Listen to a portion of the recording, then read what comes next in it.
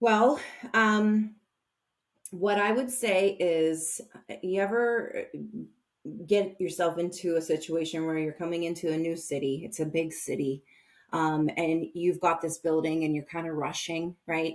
You're late already. So you're feeling like, "Ugh, just like, I got to get to where I need to go." And then you're in the lobby and there's like 500 elevators and it's kind of complicated, right?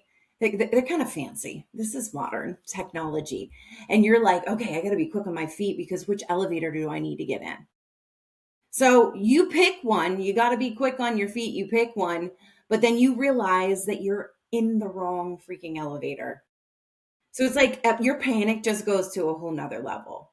Because not only are you like going the wrong direction, but you've got to like redirect and figure out where you're going all quick and, like save face, save time. That is the experience of not having purpose collide with just when your clock is ticking. As we mature and we grow, like there's going to be a pain and a purpose collision at one point. And so I think that we need to first get out of the tube, because like I've got a public enemy number one for my brand, and that is the drifter. And like I mentioned it, the lazy river. Imagine, this is Sunday mode where you're in the tube and you're just cruising around in the lazy river.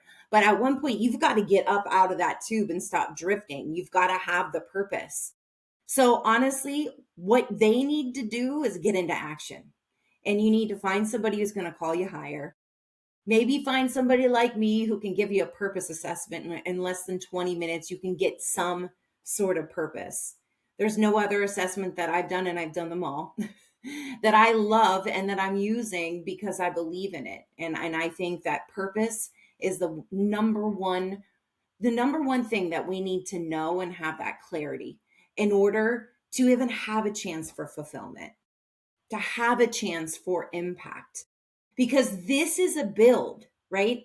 This is a build. So, what I would recommend to them is you have to mentally prepare yourself that this is a build. You now become a builder. A corporate employee doesn't know what it takes when the going gets rough and the salaries need paid, and you now are the administrative assistant and the systems operator and the speaker and the keynote storyteller refiner and the makeup artist and the designer and the email, all of the things. You become them all. And then you have to quickly learn how to resource them out. And you have to then quickly learn how to assess other people, because you have the ability to determine who you want to work with client wise, but also who do you want to work with team wise, because we can go somewhere by yourself, somewhere. But let me tell you, in this world with AI and how quick and how noisy and how distracted, like standing out from the people pile actually requires even more effort, right? We have to have some serious up leveling of our skills. We need to now know how to leverage AI and the right AI, right lever. We have to have a very clear message. We have to be able to say it in a logical way that our minds can understand it and remember it.